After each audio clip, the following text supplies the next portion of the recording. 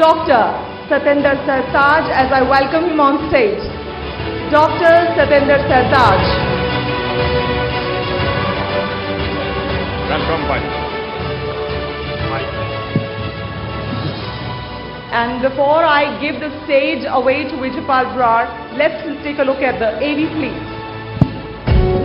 Thank you. He is a globally renowned Punjabi Sufi singer, lyricist, poet and actor.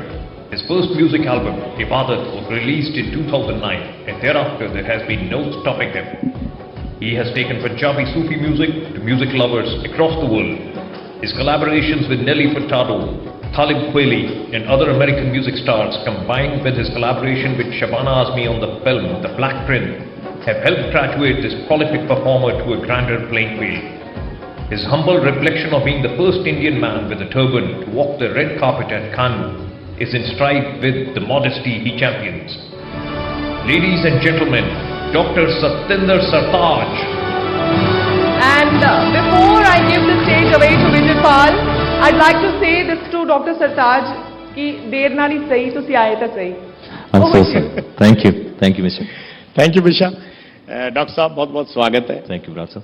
थोड़ी थोड़ी देर बाद अपनी मुलाकात ਹੁੰਦੀ ਰਹਿੰਦੀ ਹੈ ਔਰ ਰੰਗ ਜਿਹੜੇ ਆ ਪੰਜਾਬੀ ਦੇ ਉਹ ਭਰਦੇ ਰਹਿੰਦੇ ਆ ਪ੍ਰੋਗਰਾਮ 'ਚ ਨਜ਼ਰ ਆਉਂਦੇ ਰਹਿੰਦੇ ਆ ਔਰ ਸਾਡੀ ਹਮੇਸ਼ਾ ਕੋਸ਼ਿਸ਼ ਹੁੰਦੀ ਹੈ ਕਿ ਅਸੀਂ ਡਾਕਟਰ ਸਤਿੰਦਰ ਸਰਤਾਜ ਨਾਲ ਥੋੜੀ ਥੋੜੀ ਦੇਰ ਬਾਅਦ ਉਹਨਾਂ ਇਸ਼ੂਜ਼ ਤੇ ਗੱਲਬਾਤ ਕਰਦੇ ਰਹੀਏ ਜਿਹੜਾ ਇਸ਼ੂਜ਼ ਜੋ ਸਾਡੀ ਜ਼ਿੰਦਗੀ 'ਚ ਰੋਜ਼ ਸਾਹਮਣੇ ਆਉਂਦੇ ਆ ਜਿਨ੍ਹਾਂ ਤੇ ਅਸੀਂ ਗੱਲਬਾਤ ਕਰਦੇ. ਸਾਡਾ ਅੱਜ ਦੇ ਇਵੈਂਟ ਦਾ ਮੈਂ ਜ਼ਿਕਰ ਕਰਨਾ ਚਾਹੂੰਗਾ ਲਗਜ਼ਰੀ ਦੇ ਉੱਪਰ ਹੈ ਜੀ ਕਿ ਲਗਜ਼ਰੀ ਲਾਈਫ ਲਗਜ਼ਰੀ ਚੀਜ਼ਾਂ ਸਤਿੰਦਰ ਸਰਤਾਜ ਦੇ ਲਈ ਲਗਜ਼ਰੀ ਕੀ ਹੈ.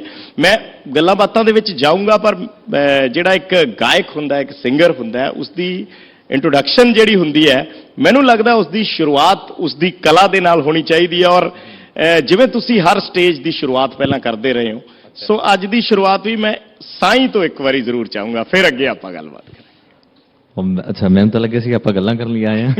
ਗੱਲਾਂ ਕਰਾਂਗੇ. That's fine. ਸਾਈਂ ਵੇ ਸਾਡੀ ਫਰਿਆਦ ਤੇਰੇ ਤਾਈਂ ਸਾਈਂ ਵੇ ਬਾਹੋਂ ਫੜ ਬੇੜੇ ਬੰਨੇ ਲਾਈ ਸਾਈਂ ਵੇ ਮੇਰੇ ਨਾਲ ਨਾਲ ਤੂੰ ਵੀ ਗਈ ਸਾਈਂ ਵੇ ਹਾਜ਼ਰਾ ਹਜ਼ੂਰ ਵੇ ਤੂੰ ਆਈ ਸਾਈਂ ਵੇ ਫੇਰੇ ਮਸਕੀਨਾਂ ਵੱਲ ਪਾਈ ਸਾਈਂ ਵੇ ਬੋਲ ਖਾਕ ਸਾਰਾਂ ਦੇ ਪੁਗਾਈ ਸਾਈਂ ਵੇ ਮੈਨੂੰ ਮੇਰੇ ਅੰਦਰੋਂ ਮੁਕਾਈ ਸਾਈਂ ਵੇ ਡਿੱਗੀਏ ਤਾਂ ਫੜ ਕੇ ਉਠਾਈ ਸਾਈਂ ਵੇ ਔਖੇ ਸੌਖੇ ਰਾਹਾਂ ਚੋਂ ਲੰਘਾਈ ਸਾਈਂ ਵੇ ਕਲਾ ਨੂੰ ਵੀ ਹੋਰ ਚਮਕਾਈ ਸਾਈਂ ਵੇ ਸਾਜ਼ ਰੁੱਸ ਗਏ ਤਾਂ ਮਨਾਈ ਸਾਈਂ ਵੇ ਇਹਨਾਂ ਨਾਲ ਆਵਾਜ਼ ਵੀ ਰਲਾਈ ਸਾਈਂ ਵੇ ਕੰਨੀ ਕਿਸੇ ਗੀਤ ਦੀ ਫੜਾਈ ਸਾਈਂ ਵੇ ਨਗਮੇ ਨੂੰ ਫੜ ਕੇ ਜਗਾਈ ਸਾਈਂ ਵੇ ਸ਼ਾਇਰੀ 'ਚ ਅਸਰ ਵਸਾਈ ਸਾਈਂ ਵੇ ਦੇਖੀ ਕਿਤੇ ਭੁੱਲ ਹੀ ਨਾ ਜਾਈ ਸਾਈਂ ਵੇ ਮੇਰੇ ਨਾਲ ਨਾਲ ਤੂੰ ਵੀ ਗਾਈ ਸਾਈਂ ਵੇ ਸੱਚੀ ਸਰਤਾਜ ਹੀ ਬਣਾਈ. ਕੀ ਬਾਤ ਹੈ. ਇਸ ਤੋਂ ਵਧੀਆ ਮੈਨੂੰ ਲੱਗਦਾ ਇੰਟਰੋਡਕਸ਼ਨ ਨਹੀਂ ਹੋ ਸਕਦੀ ਕਿਸੇ ਗਾਇਕ ਦੀ ਔਰ ਜਦੋਂ ਅਸੀਂ ਡਾਕਟਰ ਸਤਿੰਦਰ ਸਰਤਾਜ ਦਾ ਜ਼ਿਕਰ ਕਰਦੇ ਹਾਂ ਤਾਂ ਸਭ ਤੋਂ ਪਹਿਲਾ ਵਰਡ ਸਾਡੇ ਦਿਮਾਗ 'ਚ ਆਉਂਦਾ ਸੂਫੀ ਗਾਇਕ. ਤੁਸੀਂ ਵੀ ਇਹਨਾਂ ਚੀਜ਼ਾਂ ਨਾਲ ਦੋ ਚਾਰ ਹੁੰਦੇ ਹੋਵੋਗੇ ਬਹੁਤ ਸਾਰੇ ਸਵਾਲ ਤੁਹਾਨੂੰ ਕੀਤੇ ਜਾਂਦੇ ਹੋਣਗੇ. ਸੂਫੀਜ਼ਮ ਨੂੰ ਸਤਿੰਦਰ ਸਰਤਾਜ ਕਿਸ ਤਰੀਕੇ ਨਾਲ ਲੈਂਦੇ ਹੈ ਆਪਣੀ ਨਿੱਜੀ ਜ਼ਿੰਦਗੀ ਦੇ ਵਿੱਚ ਕਿਉਂਕਿ ਲੋਕ ਜਾਣਨਾ ਚਾਹੁੰਦੇ ਨੇ ਜਿਹੜੇ ਆਡੀਅנס ਹੈ ਦਰਸ਼ਕ ਨੇ ਤੁਹਾਡੇ ਚਾਹਣ ਵਾਲੇ ਨੇ ਸਰੋਤੇ ਨੇ ਉਹਨਾਂ ਦੇ ਵਿੱਚ ਇਸ ਤਰੀਕੇ ਦੇ ਸਵਾਲ ਹੁੰਦੇ ਸਾਨੂੰ ਬਹੁਤ ਸਾਰੇ ਲੋਕ ਪੁੱਛਦੇ ਆ ਕਿ ਕੀ ਸਰਤਾਜ ਵਾਕਿਆ 'ਚ ਹੀ ਉੱਦਾਂ ਦੇ ਹੈ ਉਹਨਾਂ ਦੀ ਆਪਣੀ ਜ਼ਿੰਦਗੀ. ਇਹ ਦੇਖੋ ਆਪ ਕਹਿਣਾ ਤੇ ਬਿਲਕੁਲ ਵੀ ਜਾਇਜ਼ ਨਹੀਂ ਲੱਗਦਾ ਠੀਕ ਵੀ ਨਹੀਂ ਹੈ ਜੀ. ਇਹ ਗੱਲ ਤੇ ਕੋਈ ਬੰਦਾ ਜਿਹੜਾ ਤੁਹਾਡਾ ਨਜ਼ਦੀਕੀ ਹੋਵੇ ਜੀ ਪਰ ਤੁਹਾਡਾ ਦੋਸਤ ਨਾ ਹੋਵੇ ਮਤਲਬ ਤੁਹਾਡੇ ਆਲੇ ਦੁਆਲੇ ਵਿਚਰਦਾ ਹੋਵੇ ਕਿਉਂਕਿ ਮੇਰਾ ਇੱਕ ਸ਼ੇਰ ਸੀਗਾ ਕਿ ਕਿਹੜਾ ਸੋਨਾ ਖਰਾ ਏ ਤੇ ਖੋਟ ਕਿਵੇਂ ਲੱਭੀ ਦੀ ਏ ਇਹੋ ਸੁਨਿਆਰੇ ਜਾਂ ਸਰਾਫ ਕੋਲੋਂ ਪੁੱਛੋ ਅੱਗ ਅਤੇ ਪਾਣੀ ਵਿੱਚ ਕੀ ਗੱਲਬਾਤ ਹੋਈ ਸੱਚੋ ਸੱਚੀ ਪੁੱਛਣਾ ਤਾਂ ਭਾਫ ਕੋਲੋਂ ਪੁੱਛੋ ਐਵੇਂ ਤੇ ਉੱਥੇ ਮੈਨੂੰ ਬੈਸਟ ਆਨਸਰ ਵੀ ਮਿਲਿਆ ਬਟ ਸਮਹਾਓ ਸਡਨਲੀ ਜਿਹੜੀਆਂ ਤੁਹਾਡੀਆਂ ਇਨਰ ਚੇਂਜਸ ਹੁੰਦੀਆਂ ਨੇ ਉਹਨਾਂ ਨੇ ਤੁਹਾਨੂੰ ਤਸੱਵੁਫ ਵਾਲਾ ਸੂਫੀਜ਼ਮ ਵਾਲਾ ਮੋੜਿਆ ਲਿਆਂਦਾ, ਤੁਹਾਨੂੰ ਉਹ ਜ਼ਿਆਦਾ ਚੰਗਾ ਲੱਗਣ ਲੱਗ ਗਿਆ। ਤੇ ਮੈਂ ਬੈਠ ਕੇ ਗਾਉਣ ਲੱਗ ਗਿਆ ਸ਼ੁਰੂ 'ਚ, ਤੇ ਕਈਆਂ ਦੋਸਤਾਂ ਨੂੰ ਵੀ ਹੋਇਆ ਕਿ ਯਾਰ ਵਧੀਆ ਤੂੰ ਭੰਗੜਾ ਪਾ ਲੈਂਦਾ, ਵਧੀਆ ਪੱਗ ਬੰਨ੍ਹਦਾ, ਤੇ ਇਹ ਕਿਹੜੇ ਚੱਕਰ 'ਚ ਪੈ ਗਿਆ। ਸੋ ਮੇਰਾ ਇੱਕ ਉਹੀ ਵੀ ਗਾਣਾ ਹੈ ਕਿ ਮੈਨੂੰ ਵੀ ਨੇ ਮੱਤਾਂ ਦੇਵਦੇ ਉਹ ਸਤਿੰਦਰਾ ਤੂੰ ਕਿਹੜੇ ਪਾਸੇ ਪੈ ਗਿਆ। ਸੂਫੀ ਤਾਂ ਨੇ ਪਹਿਲਾਂ ਹੀ ਫਕੀਰ ਕਾਹਨੂੰ ਇਹਨਾਂ ਦੇ ਦੁਆਰੇ ਜਾ ਕੇ ਬਹਿ ਗਿਆ। ਆ ਪੀਰ ਆਪੇ ਮੰਨ ਜਾਣਗੇ ਤੂੰ ਕੁਬੇਰ ਅਤੇ ਲక్ష్ਮੀ ਮਨਾਉਣ ਦੇ, ਰੱਬ ਦਾ ਨਾ ਫੇਰ ਲੈ ਲਾਂਗੇ, ਪਹਿਲਾਂ ਪੈਸੇ ਜਮ੍ਹਾਂ ਖਾਤੇ 'ਚ ਕਰਾਉਣ ਦੇ, ਕਿਸੇ ਦਾ ਇਮਾਨ ਕੋਈ ਨਾ ਕਹਿੰਦਾ ਜੋ ਵੀ ਹੱਥੋਂ ਦਾ ਯਾਰ ਆਉਣ ਦੇ। ਬਟ ਮੈਂ ਆਪਣੇ ਇਨਰ ਇੰਸਟਿੰਕਟ ਨੂੰ ਜ਼ਿਆਦਾ ਤਵੱਜੋ ਦਿੱਤੀ ਜੀ। ਅੱਜ ਵੀ ਉਹੀ ਕਰਦਾ। ਮੇਰੀ ਕੋਈ ਵੀ ਜਿਹੜਾ ਡਿਸੀਜਨ ਆ ਉਹ ਜੇਕਰ ਤੁਸੀਂ ਉਹਨੂੰ ਬਹੁਤ ਹੀ ਫਾਰਮਲੀ ਜਾਂ ਸਿੰਪਲਿਸਟਿਕ ਲੈਂਗੁਏਜ 'ਚ ਸਮਝਣਾ ਹੋਵੇ ਤੇ ਮੈਂ ਮਾਈਂਡ ਤੋਂ ਬਹੁਤ ਘੱਟ ਚੱਲਦਾ। ਮੇਰਾ ਜੀ ਜੋ ਕਰਦਾ ਉਹੀ ਕਰਦਾ। ਕਿਹੜਾ ਗਾਣਾ ਆ ਗਿਆ ਇੱਦਾਂ ਹੀ ਲਿਖ ਲਿਆ, ਜਦੋਂ ਦਿਲ ਕੀਤਾ ਰਿਕਾਰਡ ਕਰ ਲਿਆ, ਜਦੋਂ ਜੀ ਕੀਤਾ ਜਿਹਦਾ ਮਰਜ਼ੀ ਵੀਡੀਓ ਸ਼ੂਟ ਕਰ ਲਿਆ, ਤੇ ਜਦੋਂ ਮਰਜ਼ੀ ਰਿਲੀਜ਼ ਕਰਤਾ। ਉਹਦੇ ਆਊਟਪੁੱਟਸ ਕੀ ਨੇ ਜਾਂ ਉਹਦੇ ਵਰਕਿੰਗਸ ਕੀ ਨੇ ਕਮਰਸ਼ੀਅਲੀ, ਉਹ ਮੈਨੂੰ ਜੈਨੂਇਨਲੀ 0% ਮੈਟਰ ਕਰਦੇ ਆ। ਸੋ ਇਹੀ ਮੇਰੇ ਲਈ ਸੂਫੀਜ਼ਮ, ਜਿਹੜੀ ਵਿਊ ਦੀ ਦੌੜ ਹੈ ਅੱਜ ਕੱਲ ਉਹਦੇ 'ਚ ਨਹੀਂ ਸਰਤਾਜ ਪੈਂਦੇ ਫੋਰਚੂਨੇਟਲੀ। ਹਾਂ ਜੀ। ਅੱਛਾ, ਅਸੀਂ ਲਗਜ਼ਰੀ ਤੇ ਅੱਜ ਕਾਫੀ ਗੱਲਬਾਤ ਹੋਈ, ਲਾਈਫ ਸਟਾਈਲ ਤੇ ਅਸੀਂ ਜ਼ਿਕਰ ਕਰ ਰਹੇ ਸੀ। ਅਸੀਂ ਤੁਹਾਡੀਆਂ ਤਸਵੀਰਾਂ ਜਦੋਂ ਦੇਖਦੇ ਹਾਂ, ਤੁਹਾਡਾ ਗੈਟਅਪ ਜਦੋਂ ਦੇਖਦੇ ਹਾਂ, ਤੁਸੀਂ ਤਿਆਰ ਹੋ ਤਾਂ ਹੀ ਮੈਨੂੰ ਬੁਲਾਇਆ। ਨਹੀਂ ਚਲੋ ਕਿਉਂਕਿ I am not official royal, ਉਹ ਚੀਜ਼ਾਂ ਨਾਲ ਰਲ ਜਾਂਦੀਆਂ। ਕਿਉਂਕਿ ਮੈਂ ਜ਼ਿਕਰ ਤੁਹਾਡੀ ਫਿਲਮ ਦਾ ਕਰਨਾ ਚਾਹੂੰਗਾ, ਦ ਬਲੈਕ ਪ੍ਰਿੰਸ ਜਦੋਂ ਤੁਸੀਂ ਕੀਤੀ ਹੈ, ਤੁਸੀਂ ਇਹਨਾਂ ਚੀਜ਼ਾਂ ਨੂੰ ਬੜੀ ਬਰੀਕੀ ਨਾਲ ਬੜੇ ਨੇੜਿਓਂ ਦੇਖਿਆ, ਮਹਿਸੂਸ ਕੀਤਾ ਓਬਵੀਅਸਲੀ ਜਦੋਂ ਮਹਾਰਾਜਾ ਦਲੀਪ ਸਿੰਘ ਦਾ ਤੁਸੀਂ ਕਿਰਦਾਰ ਨਿਭਾਇਆ। ਕੀ ਲੱਗਿਆ ਤੁਹਾਡੇ ਜ਼ਿਹਨ ਦੇ ਵਿੱਚ ਉਸ ਵੇਲੇ ਕੀ ਸੀ ਕਿ ਕਿਵੇਂ ਤੁਸੀਂ ਉਸ ਲਾਈਫ ਨੂੰ ਅੱਜ ਕੱਲ੍ਹ ਦੀ ਲਾਈਫ ਦੇ ਨਾਲ ਦੇਖਦੇ ਹੋ? ਕੀ ਚੀਜ਼ਾਂ ਦਾ ਕੁਝ ਫਰਕ ਹੈ? ਮੈਂ ਪਹਿਲਾਂ ਤੁਹਾਡੇ ਸਭ ਤੋਂ ਪਹਿਲੇ ਸਵਾਲ ਤੇ ਜਾਣਾ, ਜਦੋਂ ਸਾਈਂ ਤੋਂ ਵੀ ਪਹਿਲਾਂ ਸੀਗਾ ਜੀ, ਉਹ ਸੀਗਾ ਕਿ ਤੁਹਾਡੇ ਲਈ ਲਗਜ਼ਰੀ ਜਾਂ ਰਾਇਲਟੀ ਕੀ ਹੈ? ਹਾਂ, ਲਗਜ਼ਰੀ ਦਾ ਮਤਲਬ ਕੀ ਹੈ? ਹਾਂ, ਮੈਂ ਸਟੇਟ ਸੀਗਾ ਤੇ ਕੇਟ ਵਿੰਸਲੈਟ ਇੱਕ ਐਕਟਰੈਸ ਹੈ ਜਿਹੜੀ ਟਾਈਟੈਨਿਕ ਦੇ ਫੀਮੇਲ ਐਕਟਰੈਸ ਸੀਗੇ। ਉਹਨਾਂ ਦੀ ਇੱਕ ਮੈਨੂੰ ਲੱਗਦਾ ਕਿਸੇ ਵਾਚ ਦੀ ਐਡਵਰਟਾਈਜ਼ਮੈਂਟ ਹੈ ਤੇ ਉਹਦੇ ਵਿੱਚ ਉਹਨਾਂ ਨੇ ਲਿਖਿਆ ਹੋਇਆ ਕਿ ਐਲੀਗੈਂਸ ਇਜ਼ ਐਨ ਐਟੀਟਿਊਡ। ਜੀ, ਮਤਲਬ ਉਹਦਾ ਇਹ ਟੈਗ ਲਾਈਨ ਹੈ। ਮੈਂ ਕਿਹਾ ਟੈਗ ਹੀ ਉਹਦੀ ਹੋਣੀ ਹੈ। ਸੋ ਉਹ ਲਾਈਨ ਮੈਨੂੰ ਬਹੁਤ ਅਟਰੈਕਟ ਕਰਦੀ ਹੈ ਕਿ ਯਾਰ ਕਿ ਐਲੀਗੈਂਸ 'ਚ ਵੀ ਇੱਕ ਐਟੀਟਿਊਡ ਹੋ ਸਕਦਾ। ਮੇਰੇ ਲਈ ਰਾਇਲਟੀ ਐਂਡ ਲਗਜ਼ਰੀ ਦਾ ਮਤਲਬ ਹੈ ਮੈਨਰਿਜ਼ਮ, ਡੈਲੀਕੇਸੀ, ਸੋਫਿਸਟੀਕੇਸ਼ਨ, ਸਿਵਲਾਈਜੇਸ਼ਨ। ਇਹ ਸਾਰੀਆਂ ਚੀਜ਼ਾਂ ਉਹਦੀਆਂ ਮੈਨੂੰ ਮਤਲਬ ਕਿ ਪੈਰਲਰ ਉਹਦੇ ਉੱਤੇ ਲੱਗਦੀਆਂ ਨੇ। ਕਿ ਜਦੋਂ ਕੋਈ ਚੀਜ਼ ਕਹੂਗਾ ਨਾ ਕਿ ਰਾਇਲ, ਉਹਦਾ ਮਤਲਬ ਇਹ ਨਹੀਂ ਹੈ ਕਿ ਤੁਸੀਂ ਗਹਿਣੇ ਪਾਏ ਹੋਏ ਆ ਤੇ ਤੁਸੀਂ ਹੀਰੇ ਲਾਏ ਹੋਏ ਆ। ਮੇਰੇ ਲਈ ਜਿਸ ਬੰਦੇ ਨੂੰ ਬਹੁਤ ਜ਼ਿਆਦਾ ਤਮੀਜ਼ ਹੈ ਜੀ, ਜਿਸ ਬੰਦੇ ਦੀ ਅਦਾਇਗੀ ਦੇ ਵਿੱਚ, ਬੋਲਣ 'ਚ, ਰਿਐਕਸ਼ਨ 'ਚ, ਐਕਸ਼ਨ ਦੇ ਵਿੱਚ ਇੱਕ ਨਫਾਸਤ ਆ, ਮੇਰੇ ਲਈ ਦੈਟ ਇਜ਼ ਰਾਇਲਟੀ। ਸੋ ਤੁਸੀਂ ਜਦੋਂ ਆਪਣੇ ਗਾਣੇ ਚੂਜ਼ ਕਰਦੇ ਹੋ, ਲਿਖਦੇ ਹੋ, ਉਸ ਦਾ ਵੀਡੀਓ ਬਣਾਉਂਦੇ ਹੋ, ਕੀ ਤੁਹਾਡੇ ਦਿਮਾਗ 'ਚ ਕੋਈ ਕਲਾਸ ਹੁੰਦੀ ਹੈ ਕਿ ਮੈਂ ਇਸ ਕਲਾਸ ਲਈ ਗਾ ਰਿਹਾ, ਜਾਂ ਕਦੇ ਤੁਹਾਨੂੰ ਇਸ ਤਰੀਕੇ ਦੇ ਕਮੈਂਟਸ ਆਏ ਹੋਣ ਕਿ ਸਰਤਾਜ ਤਾਂ ਬਹੁਤ ਉੱਚੇ ਲੈਵਲ ਦੇ ਨੇ, ਉਹ ਤਾਂ ਇਸ ਤਰੀਕੇ ਦਾ ਹੋਇਆ ਹੋਣਾ ਜ਼ਿੰਦਗੀ 'ਚ? ਹੁੰਦਾ ਹੈ, ਪਰ ਹੁਣ ਪਤਾ ਕੀ ਹੈ, ਇਹ ਤਾਂ ਜਿਹੜਾ ਫੋਰੈਂਸਿਕ ਸਾਇੰਸ ਹੀ ਦੱਸ ਸਕਦਾ ਕਿ ਮੇਰੇ 'ਚ ਉਹ ਬਿਲਕੁਲ ਨਹੀਂ ਹੈਗਾ। ਜੇਕਰ ਕੋਈ ਟੈਸਟਿੰਗ ਮਸ਼ੀਨ ਹੈਗੀ ਹੈ ਤਾਂ ਦੇ ਕੈਨ ਡੂ ਦੈਟ।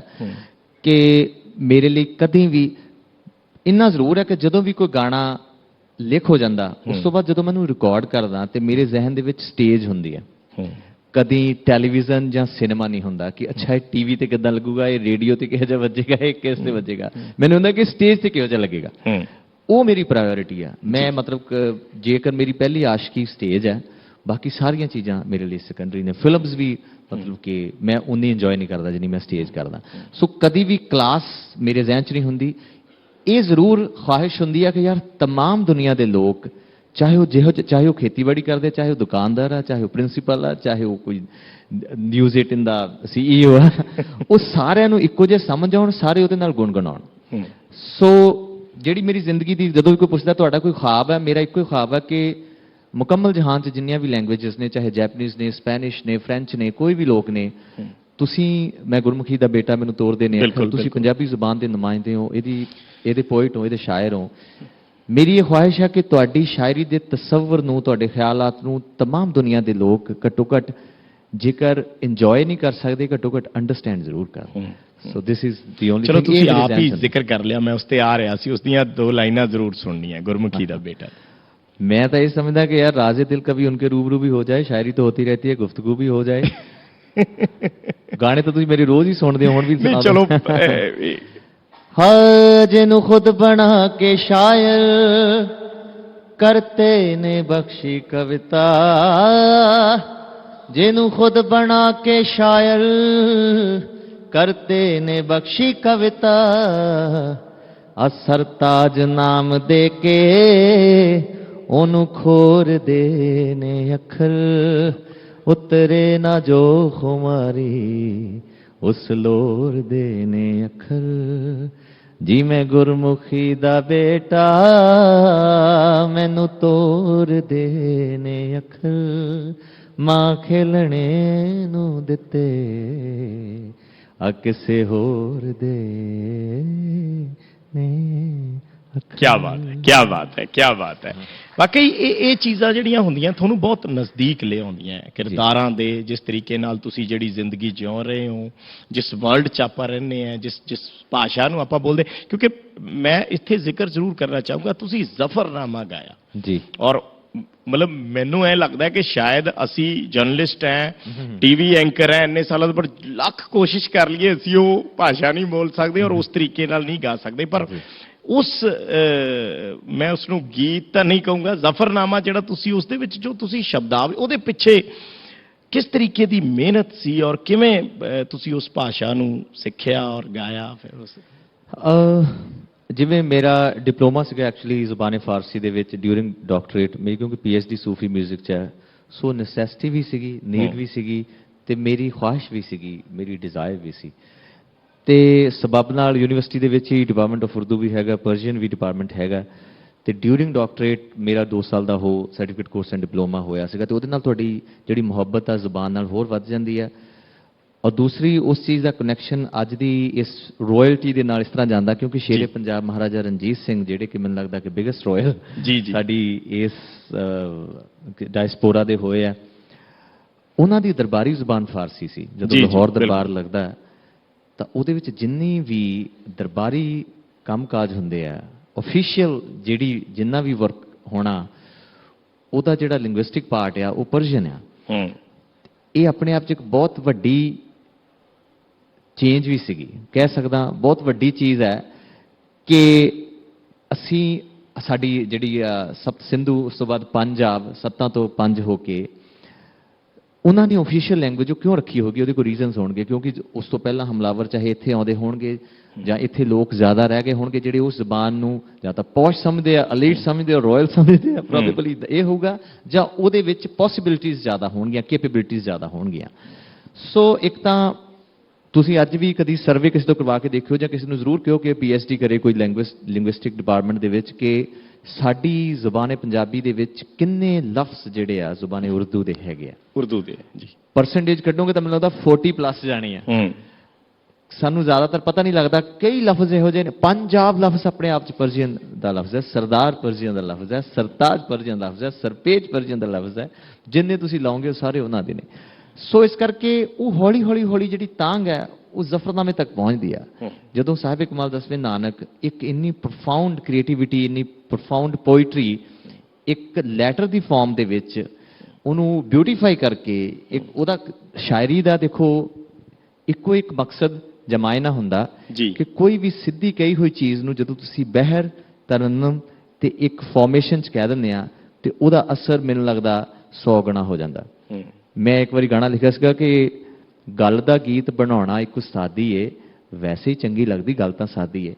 ਕਈ ਵਾਰੀ ਜ਼ਫਰਨਾਮਾ ਉਸ ਕੀ ਕਹਿੰਦੇ ਹੁੰਦੇ ਆ ਕਿ ਇੱਕ ਸੋਲੀਟਿਊਡ ਦੇ ਵਿੱਚੋਂ ਨਿਕਲੀ ਹੋਈ ਚੀਜ਼ ਹੈ। ਉਹਦੇ ਨਾਲ ਤੁਹਾਡੀ ਕੰਸਨਟ੍ਰੇਸ਼ਨ ਹੋਰ ਹੋ ਗਈ। ਕਨਵਰਸੇਸ਼ਨ ਫੋਨ ਤੇ ਹੋ ਸਕਦੀ ਸੀ। ਐਮਬੈਸੀ ਆਫ ਇਰਾਨ ਜਿਹੜੀ ਦਿੱਲੀ ਦੇ ਵਿੱਚ ਆ, ਉੱਥੇ ਮੇਰੇ ਕੁਝ ਵਾਕਿਫ ਸੀਗੇ ਜੀ, ਔਰ ਈਰਾਨ ਤੋਂ ਵੀ ਕੁਝ ਲੋਕ ਸੀਗੇ, ਜਾਂ ਮੁਜ਼ੱਫਰ ਅਲੀ ਸਾਹਿਬ ਜਿਹੜੇ ਲਖਨਊ ਦੇ, ਉਹ ਵੀ ਰਾਇਲ ਨੇ, ਨਵਾਬ ਨੇ, ਉਹ ਦਿੱਲੀ ਰਹਿੰਦੇ ਆ ਹੁਣ ਮਹਿਰੌਲੀ, ਉਹਨਾਂ ਨਾਲ ਵੀ ਮੇਰਾ ਰਾਬਤਾ ਹੁੰਦਾ ਰਿਹਾ ਜੀ। ਤੇ ਡਿਊਰਿੰਗ ਦੈਟ ਕਿ ਮੈਨੂੰ ਇਹ ਸੀਗਾ ਕਿ ਇੱਕ ਤਾਂ ਪਰਸ਼ੀਅਨ ਹੁੰਦੀ ਆ ਜਿਹੜੀ ਅਸੀਂ ਇੱਦਾਂ ਪੜ੍ਹ ਕੇ ਬੋਲ ਸਕਦੇ ਹਾਂ ਜੀ, ਇੱਕ ਪਰਸ਼ੀਅਨ ਹੁੰਦੀ ਹੈ ਜਿਹੜੀ ਇਰਾਨੀਅਨ ਐਕਸੈਂਟ ਦੀ ਹੁੰਦੀ ਹੈ। ਜਿਵੇਂ ਇੱਕ ਇੰਗਲਿਸ਼ ਹੈ ਜਿਹੜੀ ਅਸੀਂ ਬੋਲਦੇ ਹਾਂ, ਇੰਡੀਅਨ ਲੋਕ ਬੋਲਦੇ ਆ, ਇੱਕ ਇੰਗਲਿਸ਼ ਹੈ ਜਿਹੜੀ ਬ੍ਰਿਟਿਸ਼ ਬੋਲਦੇ ਆ।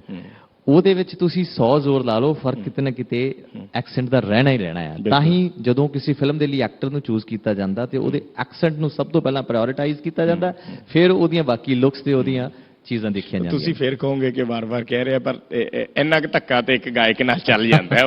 ਉਸੇ ਜ਼ਫਰਨਾਮੇ ਦੀਆਂ ਮੈਂ ਚਾਹੂੰਗਾ ਉਸ ਭਾਸ਼ਾ ਦੇ ਵਿੱਚ। ਅੱਛਾ, ਹਾਂਜੀ। ਓਹੋ, ਉਹ ਦਰ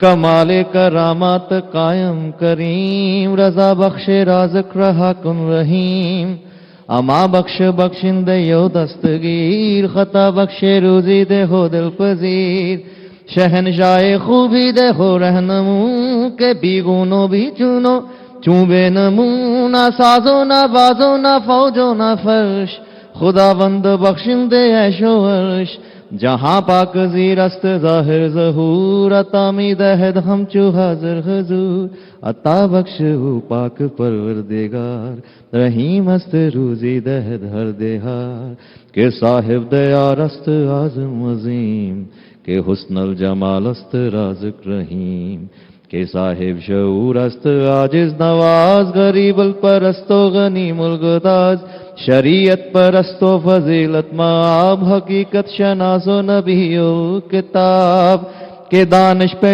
अस्त साहिब शऊर, हकीकत शनासस्त ज़ाहिर ज़हूर, शनासिंदा ये इल्मो आलम खुदाए, कशाइंदा ये कारे आलम कुशाए, गुजारिंदा ये कारे आलम कबीर, शनासिंदा ये इल्मो आलम अमीर। क्या बात है, क्या बात है, क्या बात है। मैं जिस दिन तो ये सुनिया सी उस दिन तो मेरे दिमाग 'ਚ ਇਹ ਸੀਗਾ, ਜਾਂ ਮੇਰੀ ਖੁਆਇਸ਼ ਸੀ ਕਿ ਜਿਸ ਦਿਨ ਆਪਾਂ ਬੈਠੇ ਇਕੱਠੇ ਕਿਸੇ ਵੀ ਇੰਟਰਵਿਊ ਲਈ ਇਹ ਜ਼ਰੂਰ ਸੁਣਾਂਗੇ। ਸੋ ਇਹ ਵਰਸਟੈਲਿਟੀ ਹੈ, ਇੱਕ ਵਰਸਟਾਈਲ। ਤੁਸੀਂ ਜਦੋਂ ਕਲਾ ਦੇ ਵੱਖ-ਵੱਖ ਰੰਗ ਹੁੰਦੇ ਆ ਤਾਂ ਬੇਸਿਕਲੀ ਜਦੋਂ ਤੁਸੀਂ ਫਨਕਾਰੀ ਆਪਣੇ ਫਨ ਨੂੰ ਮੁਹੱਬਤ ਕਰਦੇ ਆ, ਆਸ਼ਕੀ ਕਰਦੇ ਆ, ਇਹ ਚੀਜ਼ਾਂ ਉਦੋਂ ਹੀ ਹੋ ਸਕਦੀਆਂ ਜਦੋਂ ਤੁਸੀਂ ਸਿਰਫ ਕਹਿੰਦੇ 2-4 ਕਰਨਾ ਕਿ ਅੱਛਾ ਇਹਦੇ ਮੇਰੇ ਬੈਨੀਫਿਟਸ ਕੀ ਹੋਣਗੇ, ਇਹ ਕੀ ਹੋਊਗਾ, ਫਿਰ ਇਹ ਚੀਜ਼ਾਂ ਕੀਤੀਆਂ ਹੀ ਨਹੀਂ ਜਾ ਸਕਦੀਆਂ। ਇਹ ਉਹਨਾਂ ਤੋਂ ਬਾਹਰ ਨੇ। ਮਤਲਬ ਕਿ ਤੁਸੀਂ ਸਿਰਫ ਫਨਕਾਰ ਜਦੋਂ ਹੁੰਦੇ ਆ, ਉਸ ਤੋਂ ਇਲਾਵਾ ਕੁਝ ਨਹੀਂ ਹੁੰਦੇ। ਇਹ ਚੀਜ਼ਾਂ ਉਦੋਂ ਹੋ ਸਕਦੀਆਂ ਤੇ ਮੈਂ ਇਸ ਗੱਲੋਂ ਆਪਣੇ ਆਪ ਨੂੰ ਬਹੁਤ ਵਡਭਾਗੀ, ਖੁਸ਼ਕਿਸਮਤ, ਫੋਰਚੂਨੇਟ, ਜੋ ਵੀ ਤੁਸੀਂ ਐਡਜੈਕਟਿਵ ਲਾਣਾ। ਮੈਂ ਇਸੇ ਚੀਜ਼ ਨੂੰ ਅਦਾਕਾਰੀ ਦੇ ਨਾਲ ਵੀ ਜੋੜਨਾ ਚਾਹੂੰਗਾ ਤੁਹਾਡੇ ਕੰਟੈਕਸਟ ਦੇ ਵਿੱਚ ਕਿ ਤੁਸੀਂ ਬਲੈਕ ਪ੍ਰਿੰਸ ਕਰਦੇ ਹੋ ਔਰ ਉਸ ਤੋਂ ਬਾਅਦ ਤੁਸੀਂ ਇੱਕੋ ਮਿੱਕੇ ਕਰਦੇ ਹੋ। ਸੋ ਬਲੈਕ ਪ੍ਰਿੰਸ ਤੋਂ ਇੱਕੋ ਮਿੱਕੇ ਦਾ ਮਤਲਬ ਡਿਫਰੈਂਟ ਕਿਵੇਂ ਉਸ ਨੂੰ ਜਿਉਆ ਦੋਨਾਂ ਕਿਰਦਾਰਾਂ ਨੂੰ? ਬਲੈਕ ਪ੍ਰਿੰਸ ਤਾਂ ਆਬਵੀਅਸਲੀ ਮੇਰੀ ਜ਼ਿੰਦਗੀ ਦਾ ਇੱਕ ਮਰਹਲਾ ਸੀ ਜਿਹੜਾ ਤੈਅ ਕਰਦਾ ਸ਼ਾਇਦ ਕਿਤੇ ਨਾ ਕਿਤੇ ਲਿਖਿਆ ਹੋਣਾ। ਉਹਦੇ ਤਕਰੀਬਨ ਸਾਰੇ ਗੀਤ ਜਿਹੜੇ ਆ ਉਹ ਉਸ ਤੋਂ 7-7 8-8 ਸਾਲ ਪਹਿਲਾਂ ਦੇ ਲਿਖੇ ਹੋਏ ਆ ਜੀ। ਬਟ ਕੈਨ ਯੂ ਇਮੇਜਿਨ ਕਿ ਉਸ ਫਿਲਮ ਦੇ ਵਿੱਚ ਇਹ ਅਫਸਾਨੇ ਇਦਾਂ ਬਿਫਿਟਿੰਗਲੀ ਪਲੇਸਡ ਹੁੰਦੇ ਆ, ਇਦਾਂ ਲੱਗਦਾ ਕਿ ਇਹਦੇ ਲਈ ਲਿਖੇ ਆ। ਦਰਦਾਂ ਵਾਲਾ ਦੇਸ਼, ਜੇ ਮੈਂ ਤੁਹਾਨੂੰ ਕਹਾਂ, ਮੈਂ ਪਹਿਲੀ ਵਾਰੀ ਜਦੋਂ ਬ੍ਰਿਟਨ ਗਿਆ 2 ਅਕਤੂਬਰ 2009 ਜੀ, ਮੈਂ ਉੱਥੇ ਲੈਂਡ ਹੋਇਆ ਸੀਗਾ। ਸ਼ਾਇਰ ਬੰਦੇ ਨੇ ਤਾਂ ਜਿੱਥੇ ਵੀ ਵਕਤ ਮਿਲਿਆ ਉਹਨੇ ਲਿਖ ਹੀ ਲੈਣਾ। ਮੈਂ ਲੈਂਡ ਹੋਇਆ ਤੇ ਉਹਦੀ ਕਿਊ ਬਹੁਤ ਲੰਬੀ ਸੀਗੀ। ਤੁਸੀਂ ਕੀ ਕਹਿੰਦੇ ਉਹਨੂੰ, ਵਟਐਵਰ, ਜਦੋਂ ਤੁਸੀਂ ਕਿਸੇ ਕੰਟਰੀ 'ਚ ਐਂਟਰ ਕਰਦੇ ਆ ਤੇ ਮੈਂ ਲਿਖਿਆ ਕਿ ਚੜ੍ਹਦਾ ਸੂਰਜ ਵੇਖਿਆ ਜਦ ਉਤਰੇ ਯੂਕੇ, ਕਿਰਨਾਂ ਦਾ ਰੰਗ ਕੇਸਰੀ ਮੱਥੇ ਨੂੰ ਛੂ ਕੇ, ਇੰਗਲਿਸਤਾਨਾਂ ਵਿੱਚ ਵਸਦੀ ਸੰਗੀਤ ਦੀ ਦੁਨੀਆ, ਦੁੱਖੜੇ ਭੁੱਲ ਕੇ ਹੁਣ ਵਸਦੀ ਏ ਪ੍ਰੀਤ ਦੀ ਦੁਨੀਆ, ਜਗ੍ਹਾ ਜਗ੍ਹਾ ਤੇ ਝੰਡੇ ਗੱਡਦੇ ਸਿੰਘ ਗੁਰੂ ਕੇ, ਚੜ੍ਹਦਾ ਸੂਰਜ ਵੇਖਿਆ ਜਦ ਉਤਰੇ ਯੂਕੇ, ਕਿਰਨਾਂ ਦਾ ਰੰਗ ਕੇਸਰੀ ਮੱਥੇ ਨੂੰ ਛੂ ਕੇ। ਸੋ ਇਹ ਮੇਰੀ ਪਹਿਲੀ ਲੈਂਡਿੰਗ ਸੀਗੀ ਬ੍ਰਿਟਨ ਦੇ ਵਿੱਚ। ਮੈਨੂੰ ਅੱਜ ਵੀ ਉਹ ਧਰਤੀ ਬੜੀ ਅਜ਼ੀਜ਼ ਆ, ਪਤਾ ਨਹੀਂ ਕਿਉਂ ਮੈਨੂੰ ਲੱਗਦਾ ਉਹਦਾ ਸਭ ਤੋਂ ਵੱਡਾ ਰੀਜ਼ਨ ਹੈ ਕਿਉਂਕਿ ਸ਼ੇਰੇ ਪੰਜਾਬ ਦਾ ਸਭ ਤੋਂ ਛੋਟਾ ਸਾਹਿਬਜ਼ਾਦਾ ਵਾਰਿਸ ਉਹਨਾਂ ਦਾ ਉੱਥੇ ਰਿਹਾ ਇੰਨੀ ਦੇਰ। ਬਕਿੰਗਮ ਪੈਲੇਸ, ਜਿਹਨੂੰ ਲੋਕ ਬਾਹਰੋਂ ਵੀ ਮਸੀਂ ਦੇਖਦੇ ਆ, ਕੁਈਨ ਵਿਕਟੋਰੀਆ ਦੇ ਨਾਲ ਉਹਦੇ ਅੰਦਰ ਰਹਿਣਾ, this is something first of all. So ਕਾਫੀ ਮਿਹਨਤ ਕਰਨੀ ਪਈ ਉਸ ਕਿਰਦਾਰ ਨੂੰ ਉਹਦੇ ਲਈ, ਜ਼ਾਹਿਰ ਜੀ ਗੱਲ ਹੈ। ਤੇ ਪਰ ਉਦੋਂ ਹਾਲੇ ਤੱਕ ਬਲੈਕ ਪ੍ਰਿੰਸ ਦਾ ਕੋਈ ਜ਼ਿਕਰ ਨਹੀਂ ਸੀ, ਕੋਈ ਕੁਛ ਨਹੀਂ ਸੀ।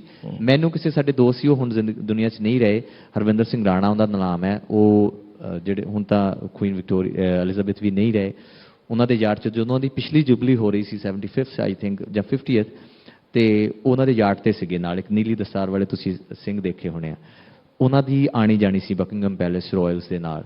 ਉਹ ਮੈਨੂੰ ਕਹਿੰਦੇ ਕਿ ਯਾਰ ਮੈਂ ਚਾਹੁੰਦਾ ਕਿ ਤੁਹਾਨੂੰ ਮੈਂ ਉਹਨਾਂ ਦੀ ਘਰ ਲੈ ਕੇ ਜਾਵਾਂ, ਉਹਨਾਂ ਦਾ ਜਿਹੜਾ ਕਬਰ ਆ। ਤੇ ਮੈਂ ਐਲਵਰਡਨ ਸਟੇਟ ਗਿਆ ਤੇ 22,496 ਏਕੜ ਦੀ ਉਹ ਸਟੇਟ ਆ।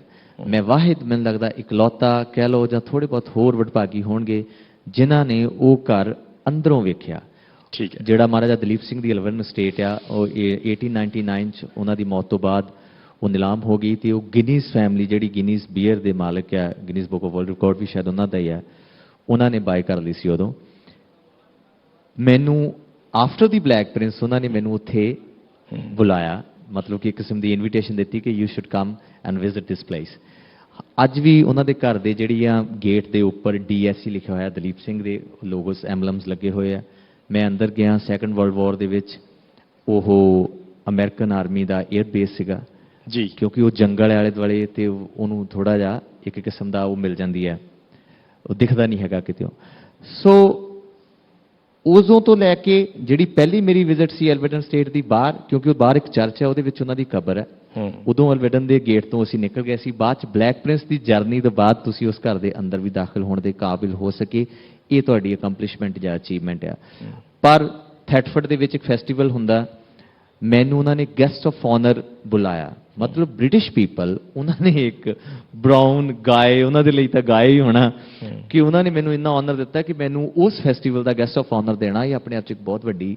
ਮੈਂ ਇਸ ਕਰਕੇ ਜਦੋਂ ਵੀ ਮੈਂ ਗੱਲ ਕਰਦਾ, ਮੇਰੇ ਲਈ ਨਫ਼ਰਤ ਨਾਮ ਦੀ ਕੋਈ ਚੀਜ਼ ਨਹੀਂ ਹੈਗੀ। ਮੈਂ ਯੂਨੀਫਾਰਮਿਟੀ ਦੀ ਗੱਲ ਕਰਦਾ, ਮੈਂ ਗਲੋਬਲ ਹਾਰਮਨੀ ਦੀ ਗੱਲ ਕਰਦਾ ਜਿੱਥੇ ਵੀ ਹੋਊਗੀ। ਸੋ ਬਲੈਕ ਪ੍ਰਿੰਸ ਦੇ ਲਈ ਮੈਨੂੰ ਬਹੁਤ ਜ਼ਿਆਦਾ ਮਿਹਨਤ ਕਰਨੀ ਪਈ। ਮੈਂ ਅੱਜ ਵੀ ਯਾਦ ਕਰਦਾ ਹੁੰਦਾ, ਪੈਰਿਸ 8 ਦੇ ਵਿੱਚ ਇੱਕ ਹੋਟਲ ਹੈ ਜਿੱਥੇ ਉਹਨਾਂ ਦੀ ਆਖਰੀ ਸਾਹ ਲਏ ਉਹਨਾਂ ਨੇ, ਮੈਂ ਉਹ ਵੀ ਦੇਖਿਆ।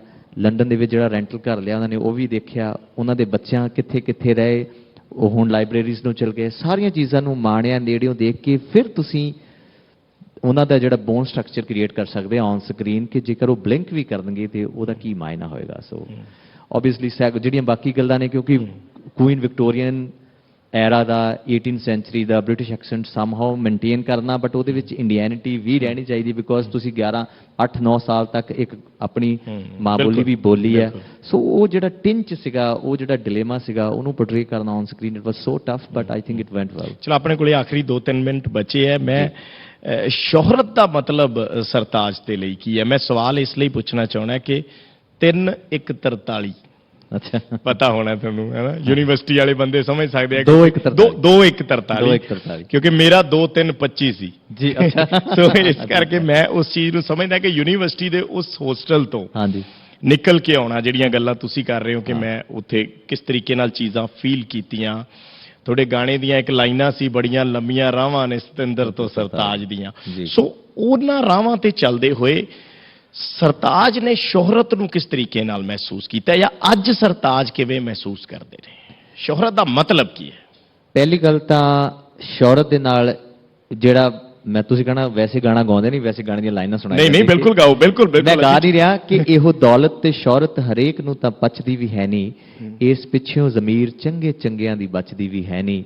2-2 ਫੁੱਟ ਉੱਚੇ ਚੱਲਦੇ ਜ਼ਮੀਨ ਤੋਂ ਉਤਰਦੇ ਨਹੀਂ ਥੱਲੇ, ਲਾ ਲੈ ਢੋਲਕੀ ਨੂੰ ਆਟਾ ਪਾ ਲੈ 5 ਉਂਗਲਾਂ ਦੇ ਵਿੱਚ ਛੱਲੇ, ਹੁਣ ਦੇਰ ਨਹੀਂ ਦੇਣਾ ਰੱਬ ਛੇਤੀ ਕਰਾਊ ਬੱਲੇ ਬੱਲੇ।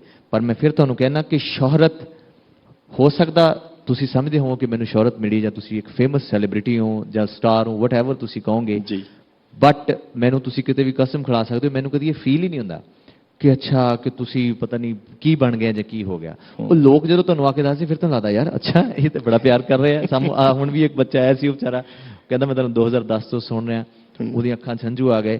ਇਹ ਦੇਖ ਕੇ ਖੁਸ਼ੀ ਵੀ ਹੁੰਦੀ ਆ, ਫਖਰ ਦੀ ਜਗ੍ਹਾ ਤੇ ਇੱਕ ਜਿਹੜਾ ਨਹੀਂ ਤੁਹਾਡੀ ਜ਼ਿੰਮੇਵਾਰੀ ਹੋਰ ਵੱਧ ਜਾਂਦੀ ਹੈ ਕਿ ਯਾਰ ਤੇਰੇ ਲੋਕੀ ਤੇਰੇ ਤੋਂ ਹੁਣ ਵੱਧ ਉਮੀਦਾਂ ਕਰਦੇ ਨੇ, ਤੂੰ ਓਡਾ ਕਦ ਹੋਵੇਂਗਾ ਜਿੱਡੀ ਹਾਮੀ ਭਰਦੇ ਨੇ। ਗਾ ਨਗਮਾ ਸਰਤਾਜ ਸਤਿੰਦਰਾ, ਹੁਣ ਜੋਗੀ ਦੀ ਬੀਨ ਜਿਹਾ, ਇੱਕ ਵਾਰੀ ਜੇ ਠੋਕਰ ਲੱਗ ਗਈ ਹੋਵੀਂ ਨਾ ਗਮਗੀਨ ਜਿਹਾ, ਅਗਲੀ ਵਾਰੀ ਇਸ ਤੋਂ ਜ਼ਿਆਦਾ ਲੈ ਕੇ ਤੁਰੀ ਯਕੀਨ ਜਿਹਾ। ਸੋ ਮੈਂ ਸਦਾ ਸਫ਼ਰ ਵਿੱਚ ਚੱਲਦੇ ਰਹਿਣਾ, ਇਹੀ ਕਿਸਮਤ ਰਾਹੀ ਦੀ ਵਾਲੀ ਤੇ ਸਿਰਫ ਤੇ ਚੱਲਦਾ। ਅੱਜ ਵੀ ਮੇਰੀ ਜਿਹੜੀ ਮਿਹਨਤ ਆ, ਲਗਨ ਆ, ਮੇਰੇ ਨਾਲ ਦੇ ਮੁੰਡੇ ਮਿਊਜ਼ੀਸ਼ੀਅਨ ਕਈ ਵਾਰੀ ਥੱਕ ਜਾਂਦੇ ਵੀ ਭਾਜੀ ਯਾਰ ਤੁਸੀਂ ਤਾਂ ਰਿਹਰਸਲ ਹੀ ਕਰੀ ਜਾਂਦੇ ਆ ਕੁਝ। ਸੋ ਪਰ ਮਕਾਮ ਨੂੰ ਮੇਨਟੇਨ ਕਰਕੇ ਰੱਖਣਾ ਜ਼ਿਆਦਾ ਮਿਹਨਤ ਮੰਗਦਾ। ਮੈਂ ਮੇਨਟੇਨ ਨਹੀਂ ਕਰਦਾ, ਇਹ ਮੇਨਟੇਨ ਹੁੰਦੀ ਆ, ਮੈਂ ਹੈ ਹੀ ਇਹੋ ਜਿਹਾ। ਮਤਲਬ ਕਿ ਮੈਂ 24 ਘੰਟੇ ਆਪਣੇ ਕੰਮ ਦੇ ਵਿੱਚ, work is worship for me.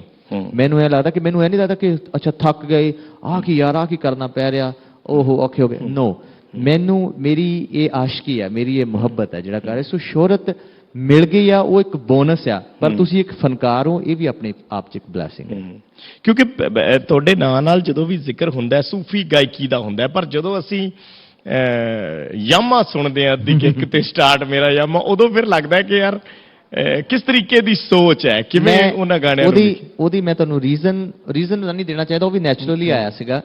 ਪਰ ਹੁਣ ਮੈਂ ਜਦੋਂ ਅਸੀਂ ਕਨਸਰਟ ਕਰਦੇ ਹਾਂ ਪੰਜਾਬ 'ਚ ਵੀ, ਹੁਣ ਅਸੀਂ ਅੱਜਕੱਲ ਕਨਸਰਟ ਕਰਨੇ ਸ਼ੁਰੂ ਕੀਤੇ ਆ, ਜ਼ਿਆਦਾਤਰ ਯੰਗਸਟਰਸ ਜਿਹੜੇ ਆ ਬੱਚੇ, ਉਹ ਯਾਮਾ ਸੁਣਨ ਆਏ ਹੁੰਦੇ ਆ। ਸਾਡਾ ਕਨਸਰਟ ਹੁੰਦਾ 3 hours and plus, ਮੈਂ ਉਹਨਾਂ ਨੂੰ ਇਹ ਕਹਿੰਦਾ ਰਹਿੰਦਾ ਯਾਮਾ ਵੀ ਗਾਵਾਂਗੇ, ਆਹ ਸੁਣ ਲਓ, ਬਸ ਆ ਗਿਆ, 15 ਮਿੰਟ ਬਾਅਦ ਗਾਉਣੇ ਆ ਪਹਿਲਾਂ ਆਦਮੀ ਸੁਣ ਲਓ, ਪਹਿਲਾਂ ਨੰਦਾਨ ਜੀ ਆਹ ਸੁਣ ਲਓ। ਉਹ ਵਿਚਾਰੇ ਇਸੇ ਚੱਕਰ 'ਚ ਬੈਠੇ ਰਹਿੰਦੇ ਆ, ਯਾਮਾ ਸੁਣਾਵਾਂਗੇ। ਯਾਮਾ ਚੱਕਰ ਇਹ ਸਾਡੇ ਵੀ ਕਈ ਕਲੀਗ ਮੈਨੂੰ ਪਹਿਲਾਂ ਹੀ ਕਹਿ ਚੁੱਕਿਆ ਕਿ ਯਾਮਾ ਜ਼ਰੂਰ ਸੁਣਨਾ। ਬਟ ਮੈਂ ਤੁਹਾਨੂੰ ਦੱਸਦਾ, ਇਹ ਮੇਰਾ ਇੱਕ ਬਹੁਤ ਹੀ ਕੌਨਸ਼ੀਅਸ ਡਿਸੀਜਨ ਆ, ਕੌਨਸ਼ੀਅਸ ਥਾਟ ਆ, ਕੌਨਸ਼ੀਅਸ ਅਪਰੋਚ ਆ ਕਿ ਇਹ ਲੋਕਾਂ ਨੂੰ ਜਿਨ੍ਹਾਂ ਨੇ ਸਿਰਫ ਯਾਮਾ ਹੀ ਸੁਣਨਾ, ਮੈਂ ਕਿਸੇ ਨਾ ਕਿਸੇ ਤਰੀਕੇ ਨਦਾਨ ਜੀ ਆਸ, ਇਹਨਾਂ ਨੂੰ ਤਿਤਲੀ, ਇਹਨਾਂ ਨੂੰ ਆਦਮੀ, ਖਿਡਾਰੀ, ਕੁੜੀਓ ਰੋਇਆ ਨਾ ਕਰੋ, ਅੰਮੀ ਪੁੱਤ ਸਾਡੇ, ਨਿੱਕੀ ਜੀ ਕੁੜੀ, ਸਾਈਂ, ਇਹ ਵੀ ਕਿਸੇ ਨਾ ਕਿਤੇ ਇੱਕ ਅੱਧੀ ਲਾਈਨ ਪੱਲੇ ਪਾ ਦਾਂ, ਸ਼ਾਇਦ ਇਹਨਾਂ ਦੀ ਲਗਨ ਲੱਗ ਜੂਗੀ, ਫਿਰ ਇਹਨਾਂ ਨੂੰ ਲਿਟਰੇਰੀ ਪੋਇਟਰੀ ਨਾਲ ਜਾਂ ਜਿਹੜੀ ਮੈਲੋਡਿਕ ਆਸਪੈਕਟ ਆਫ ਮਿਊਜ਼ਿਕ ਆ ਉਹਦੇ ਨਾਲ ਰਾਬਤਾ ਹੋ ਜਾਊਗਾ। ਸੋ ਯਾਮੇ ਦੀਆਂ 2 ਲਾਈਨਾਂ ਤੇ ਅਸੀਂ ਜ਼ਰੂਰ ਸੁਣਾਂਗੇ, ਉਹਦੇ ਬਿਨਾ ਨਹੀਂ ਛੱਡਦੇ। ਓ ਮਾਈ ਗੁੱਡਨੈਸ, ਇੱਥੇ ਹੋ ਬੂਟ ਲੈਣੀ ਹੁੰਦੇ ਮੈਂ ਬੁਲਟ ਕਿੱਥੋਂ ਲੈ ਲਵਾਂ, ਆ ਸਾਡਾ ਤਾਂ ਕੋਈ ਅੰਕਲ ਵੀ ਹੈ ਨਹੀਂ ਜਿਹਨੂੰ ਕਹਿ ਲਵਾਂ, ਆ ਨਾਲੇ ਪੰਪ ਵਾਲਾ ਕਿਹੜਾ ਸਾਡਾ ਮਾਮਾ ਨਹੀਂ, ਹੋਰ ਦੱਸ ਕੀ ਭਾਲਦੀ, ਅੱਧੀ ਕਿੱਕ ਤੇ ਸਟਾਰਟ ਮੇਰਾ ਯਾਮਾ ਨਹੀਂ, ਹੋਰ ਦੱਸ ਕੀ ਭਾਲਦੀ, ਪਾਲੀ ਜੀਨ ਪਰਾ ਰੱਖਤਾ ਪਜਾਮਾ ਨਹੀਂ, ਹੋਰ ਦੱਸ ਕੀ ਭਾਲਦੀ, ਹਾਫ ਕਿੱਕ ਤੇ ਸਟਾਰਟ ਮੇਰਾ ਯਾਮਾ ਨਹੀਂ, ਹੋਰ ਦੱਸ ਕੀ ਭਾਲਦੀ।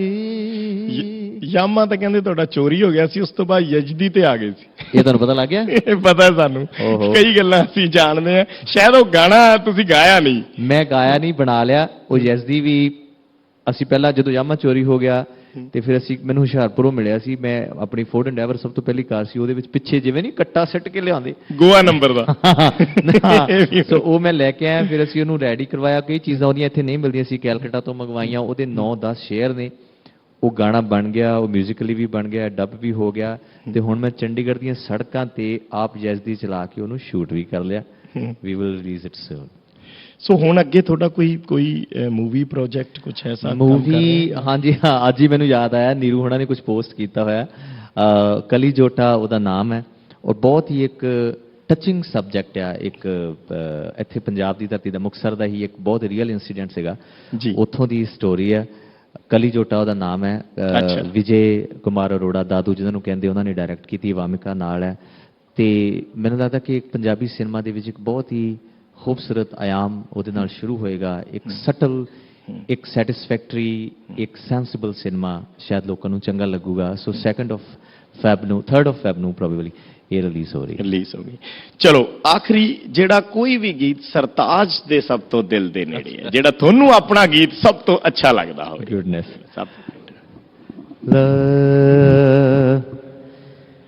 ਕਿ ਸਾਨੂੰ ਨਹੀਂ ਪਤਾ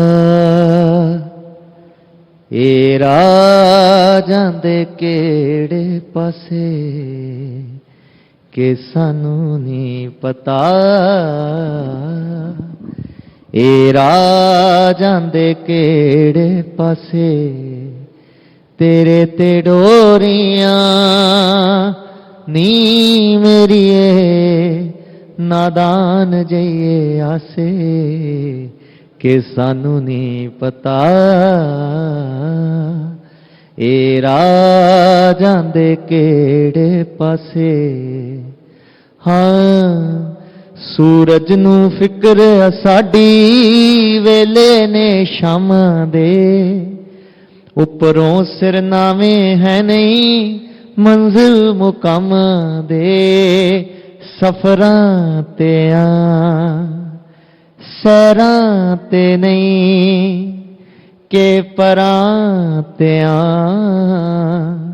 ਪੈਰਾਂ ਤੇ ਨਹੀਂ ਕਰੀਏ ਹੁਣ ਉਮੀਦਾਂ ਕਿਨਾਂ ਖੈਰਾਂ ਤੇ, ਕਿ ਤੇਰੇ ਹੱਥਾਂ 'ਚ ਮੈਂ ਤਾਂ ਦੇਖੇ ਨੀ ਕਦੀ ਕਾਸੇ, ਤੇਰੇ ਤੇ ਡੋਰੀਆਂ ਨੀ ਮੇਰੀਏ ਨਾਦਾਨ ਜਈਏ ਆਸੇ, ਕਿ ਸਾਨੂੰ ਨੀ ਪਤਾ ਏ ਰਾਹ ਜਾਂਦੇ ਕਿਹੜੇ ਪਾਸੇ। ਕੀ ਬਾਤ ਹੈ, ਕੀ ਬਾਤ ਹੈ। ਬਹੁਤ ਬਹੁਤ ਸ਼ੁਕਰੀਆ, ਬਹੁਤ ਬਹੁਤ ਧੰਨਵਾਦ ਸਰਤਾਜ ਜੀ, ਤੁਸੀਂ ਆਏ, ਸਮਾਂ ਕੱਢਿਆ, ਔਰ ਅਸੀਂ ਇਹ ਕਾਮਨਾ ਕਰਾਂਗੇ ਕਿ ਇਸੇ ਤਰੀਕੇ ਨਾਲ ਕਲਾਵਾਂ ਚੜ੍ਹਦੀਆਂ ਰਹਿਣ ਸਦਾ, ਔਰ ਆਪਾਂ ਇਸੇ ਤਰੀਕੇ ਨਾਲ ਫਿਰ ਕਦੇ ਸਬੱਬ ਨਾਲ ਫਿਰ ਮਿਲਾਂਗੇ, ਗੱਲਬਾਤ, ਤੁਹਾਡੀ ਮੂਵੀ ਆਈ, ਫਿਰ ਗੱਲਬਾਤ ਕਰਾਂਗੇ। ਬਹੁਤ ਬਹੁਤ ਸ਼ੁਕਰੀਆ। Over to you. ਮੈਂ ਬਸ ਇੰਨਾ ਹੀ ਕਹਿਣਾ ਚਾਹਾਂਗੀ ਕਿ ਤੁਹਾਡੀ ਗਾਇਕੀ ਤੇ ਗਾਇਕੀ, ਤੁਹਾਡੀ ਗੁਫ਼ਤਗੂ ਵੀ ਰੂਹ ਦੀ ਖੁਰਾਕ ਹੈ। Thank you so much for such soulful conversation. Thank you, Misha. And I'll like to request you to be on stage for a few more minutes with us while I call upon stage Mr. Jyoti Kamal, Managing Editor News 18, to please come up on stage and extend a token of our appreciation to Dr. Satinder Sartaaj. Thank you, Misha. Thank you, Jyoti. Huge round of applause, ladies and gentlemen.